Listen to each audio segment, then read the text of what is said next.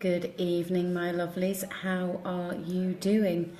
As usual, I am checking that this has gone live, and then once I've done this, I'm going to be switching this off, my laptop that is, mainly because, in fact, I'll just do a quick share, mainly because it looks like the office internet have just started.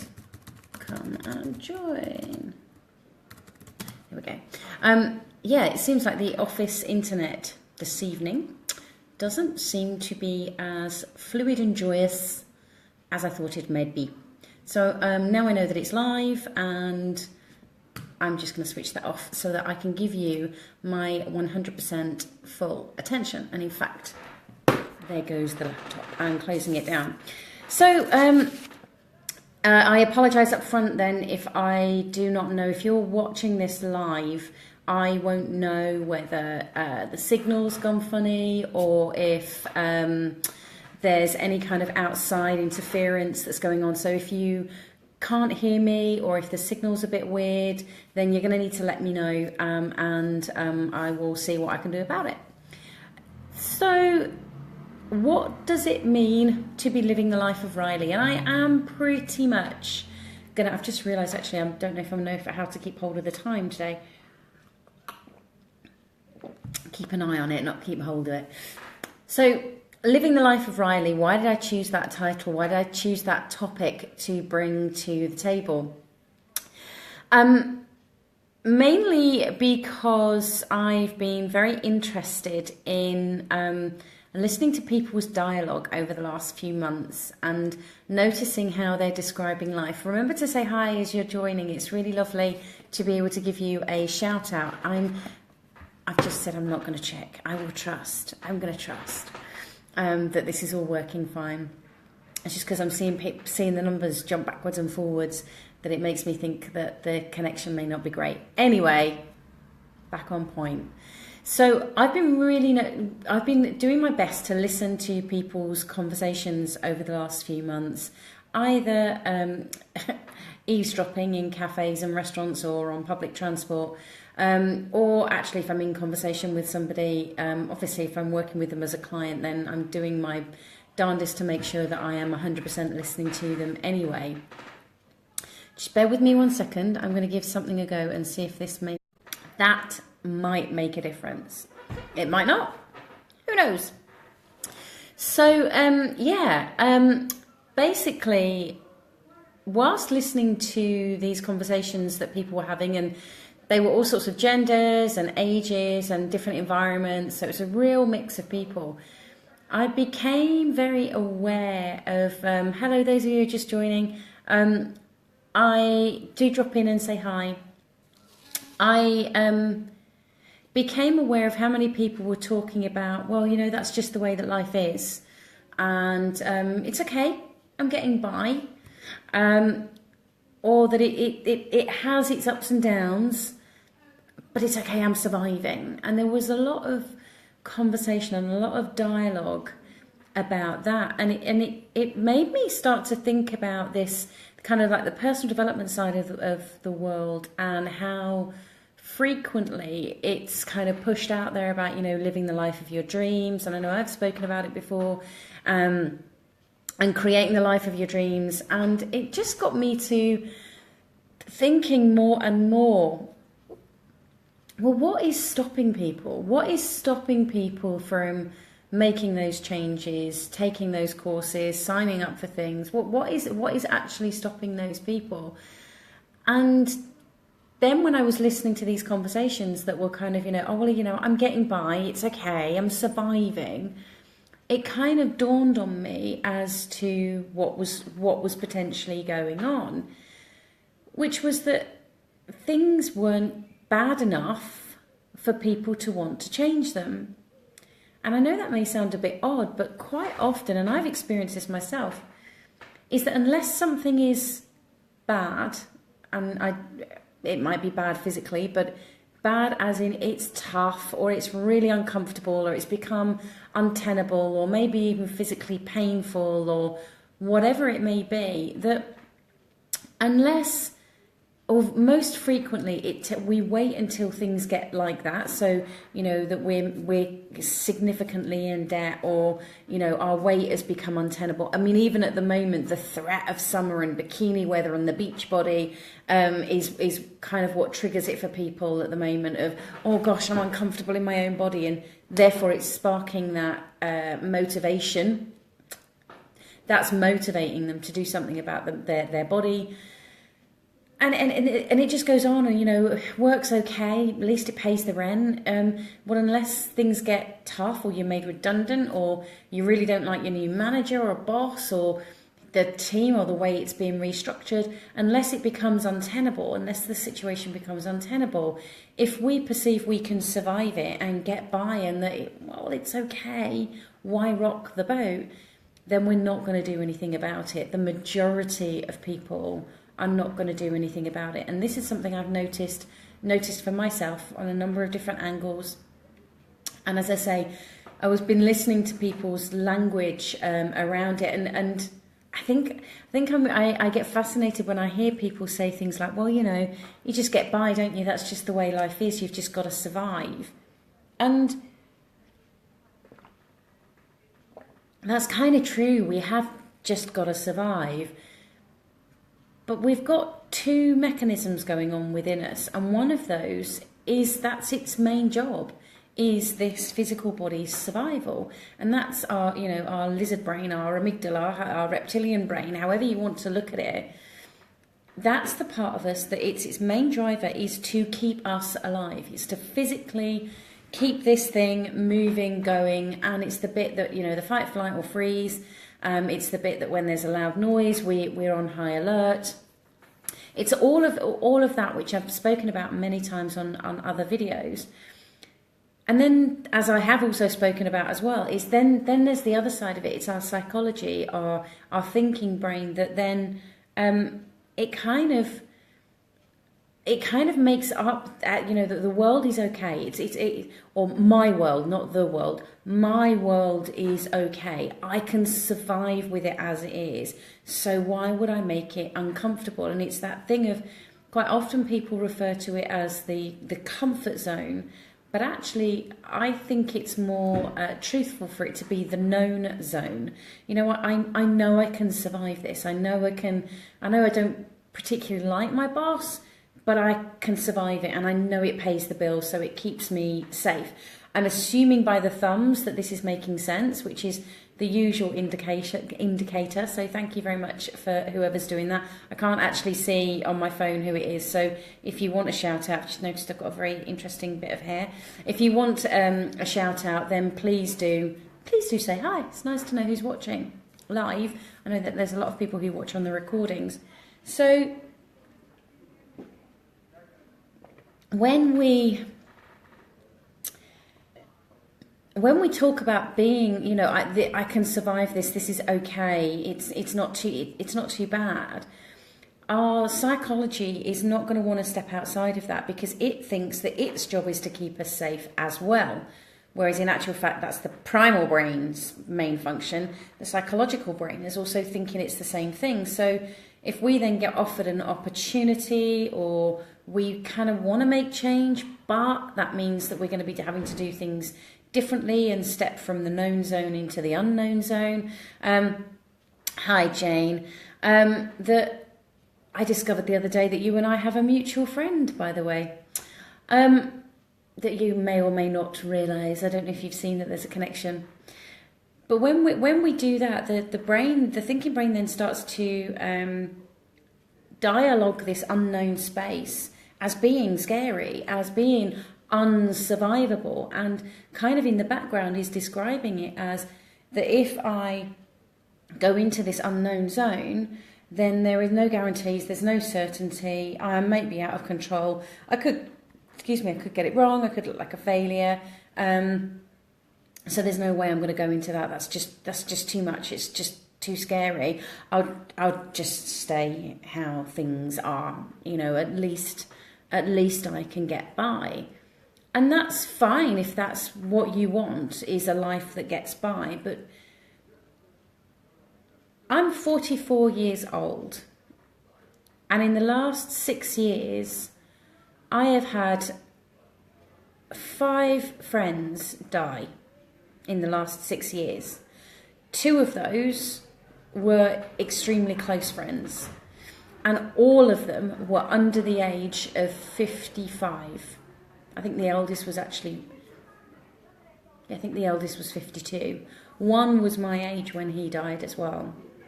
Extremely fit, healthy, and yet I also know that one of the conversations that he and I had is he kept saying, when I've got X, then I'm going to do. And when I come back from my holiday, which is sadly where he died, when I come back from my holiday, then I'm going to.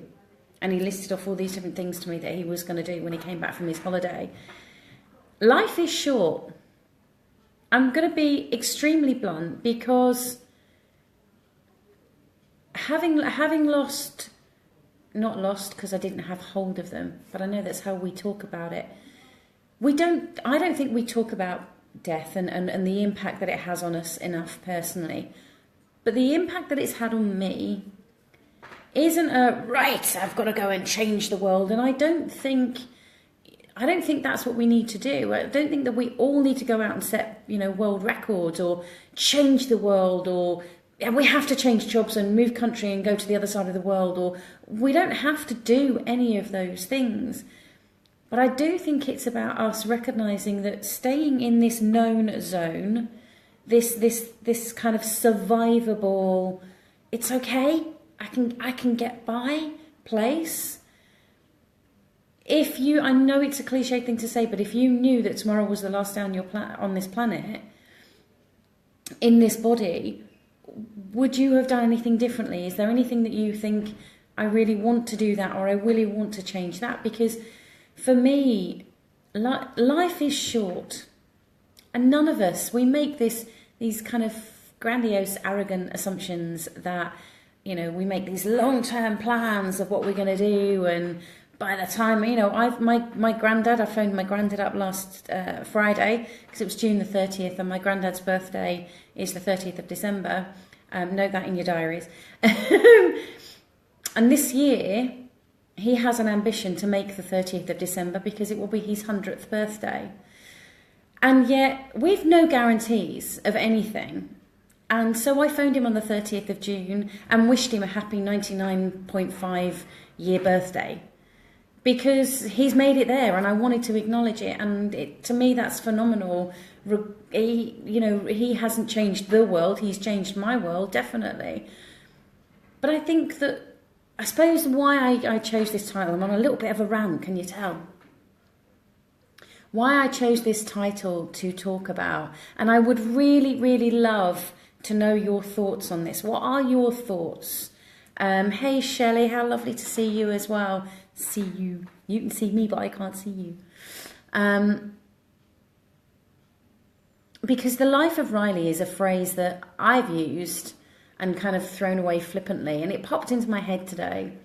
And I thought, actually, do you know what? I don't know where that comes from, and the little bit of research that I've done, it's kind of like they don't really know the origin of the phrase, but it's kind of potentially linked to the Irish, which is quite logical, really, somewhere along the line. But it could be to do with royalty. There's kind of conflicting.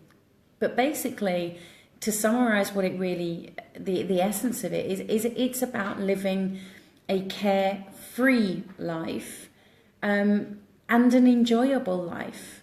It's not about living a survivable life. It's not about living a certain life, a controlled life, a risk-free life. And again, let me reiterate, I don't think that we have to then go, right, that's it, I'm going to go bungee jumping, and then I'm going to go and throw myself off a cliff and do some free-based diving or whatever it's called. I'm not talking about it from that sense. I'm talking about living the life of Reilly is about living a life that is enjoyed, that is full, but not full of stuff. Because the other thing that I have learned with the 2 people that were closest to me that have, as I see it, changed residency, I can't physically see them anymore. But both of them I've been involved with clearing their houses to a certain degree. And it's amazing how much, and you know, I have stuff in my home, I have stuff in my office.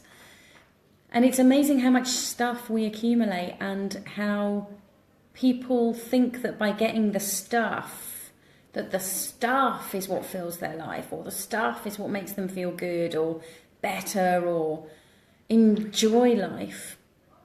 But does it really?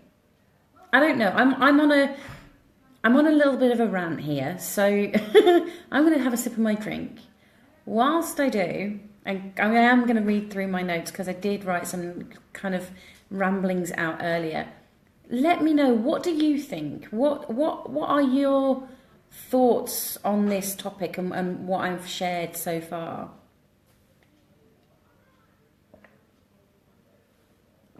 That's the end of that mug.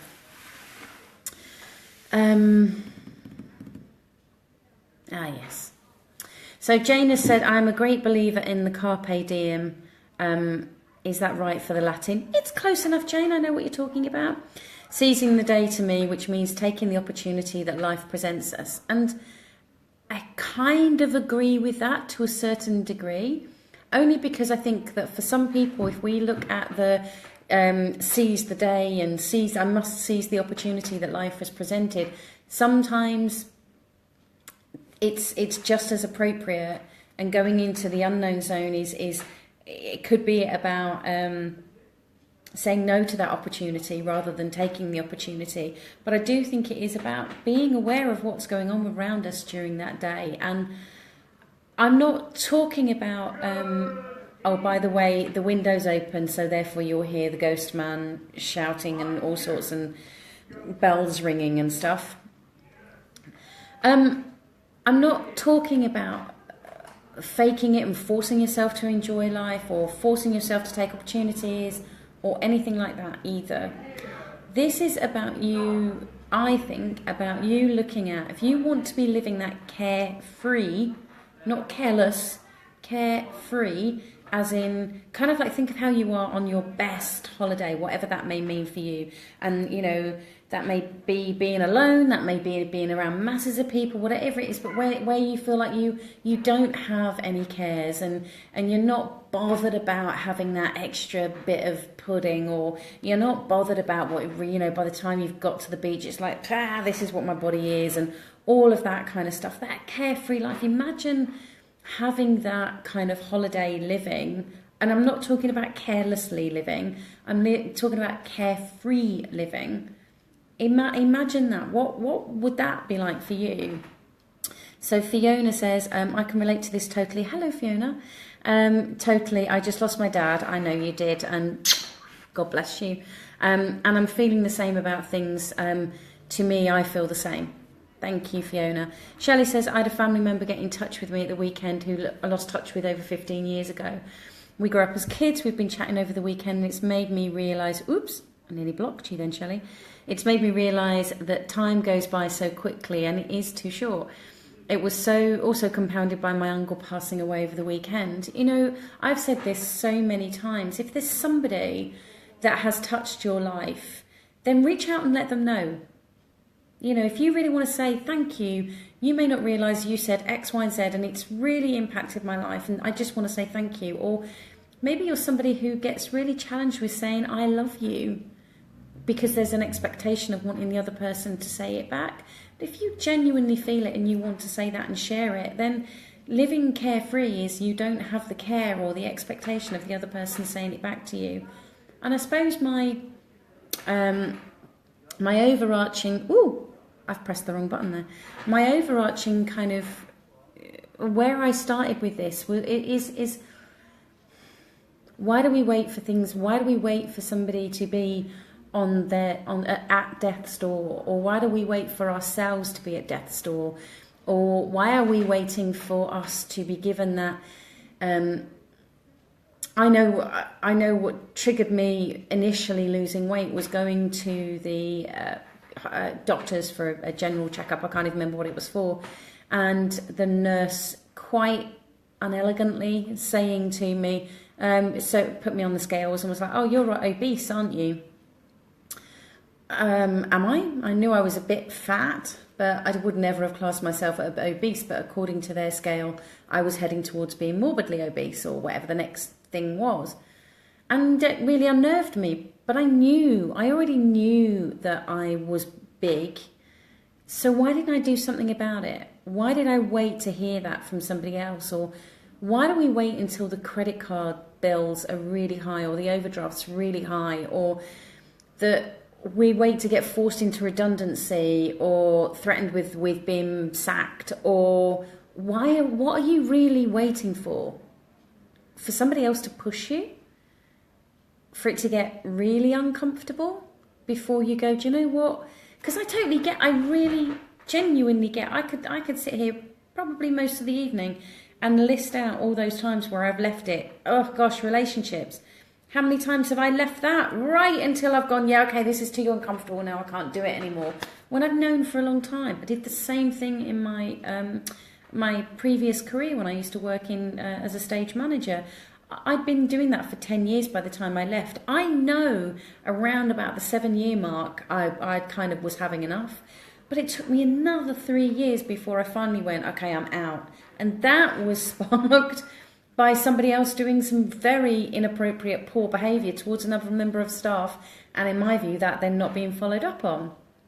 So I honestly, I could sit and list time and time and time again where I've done it. So none of this is about me judging you and where you're at. Not at all, because I've pretty much experienced a great deal of those kinds of things, of me waiting and leaving it till the last moment, and it's become too painful before I put my hand up and went, do you know what, I want to move from this place and go to that place, but I don't know how. Or I'm scared, or I'm uncertain, or I feel like I'm losing control, or I don't know, I don't even know where to start. I don't even know if it's possible. Whatever it may be, my encouragement for you all is to live the life of Reilly and experience that carefree living. Maybe it's carefree giving too. Carefree living. And enjoying life, engaging with life. So living carefree, so that you're not worrying about what others think. If it's something that you'll take others into consideration, I'm not talking about a real kind of stuff you, I'm going to do whatever I want kind of attitude, because I don't think that's. I have my motto is be authentic to self and considerate of other. So I look to do what I deem as the right thing for myself and check in with other people, not literally, but is this going to offend somebody, or is this going to be inappropriate, or whatever it may be, or be deemed as poor behaviour, but not in a way for it to screw me up of, oh God, what are they going to think about me, and da da da da. Am I making sense? Let me know if this is making sense. And if you are watching this on the recording, then let me know. You can post questions on a recording in exactly the same way as you would do it if you're watching it live. And the beautiful thing about Facebook Live in that sense is that I still get a notification and I will interact with you. Obviously, I can't do it verbally because this bit's being recorded, but I can do it on the old tippy-typey part to interact with you, and I would love to know your thoughts. I'd love to know, those of you who are watching live right now, what are your thoughts? How and where could you be moving into that unknown zone? And what is it going to take for you to move out of this, I'm getting by, it's okay, I don't have to struggle here, it's survivable. What's it going to take for you to move from that place to a new place and actually looking to create that life of Reilly for yourself? So Jane has put, sometimes it really has to become painful before we take action. The pain has to be greater than any potential pleasure from taking action and moving on. It's a fear. Absolutely. Sounded like I said, it's Sophia. It is a fear, and that's why I'm encouraging you to think and not wait think about what it is that you want. Think about what that unknown zone is. Get scared. Be afraid. But get help. Get support. Hello? That's why I do these. You can, type a question in. You can email me, jules@juleswyman.com. You could come and have a session. You could come on one of the one-day events. There's so many different ways that you can get support, whether it's with me or whether it's with somebody else. It might be with a family member or a friend. The only thing to remember when we tend to reach out to somebody, a family member or friend, is that they can have, whether they realise it or not, a hidden agenda, and it's tough for them to stand back. I've done this with relatives and friends myself, that where they've asked for me to support them, there's lots of thumbs and hearts going across. Thank you very much. I can't see who they're coming from, so I can't acknowledge you. Where I've had to say to those friends and family members, in all honesty, I cannot work with you. I'll recommend you to somebody else because, I have to be aware that I've got an agenda. I've got your best interest, your best interest at heart. So that's a real challenge. It's a real challenge. So my invitation is for you to start thinking about that life of Reilly, that carefree, enjoying life way of being. And how bad are things going to have to get before, just like that man shouting out there, you sit up and take notice? Does it take somebody stood outside my window going, now? Is it going to take somebody standing outside your window or standing behind you going, now, for you to take notice? So Deborah's put, I think we change. Hello, Deborah. I think we change when we can envisage clearly what we want instead of what we are now experiencing. I would say that that's a great starting point, is when we get very clear on what that desire is, really clear. And it's not about negating what we think right now, but it is getting very clear on that desire. And I'm smiling because I met Deborah recently on a course, so I kind of know where she's coming from, and I agree. So any other thoughts, insights, questions, bank details that you want to share before? Maybe not your bank details, and you can DM me your bank details if you really wanted to, or email me, jules@juleswyman.com. But yeah, if you've got any other thoughts, questions, insights, comments that you want to share before we finish up this evening. So, Shelley, I'll try and read your Seymour without blocking you. It says, I've hit that point with work where now I've had enough. I've decided to do something about it. I'm scared of moving on, but I know in my heart I don't want to be stuck in this position another 1, 2, 3 years down the line. I've already had that experience in a job in the past. Shelley, come and have a session. This is one of the things I love working with people on. And there is a particular person at the moment that I've been working with for about 4 or 5 months, I think it is. And she was in a similar position when I first started working with her. And she was like, right, I've had enough of my job, and it's really stressing me out. She'd been signed off with stress, really not in a great place, but I don't know what to do, and it's a lot of fear coming up for her. And by the end of the 3rd session, she was very much in a place of going, she'd gone back to work by this point and was like, actually, this is quite cool. I don't mind my job. I don't want to be here forever, but I don't mind it at the moment. And we also came up with what we called this possibility plan. And she's creating this where she wants to go.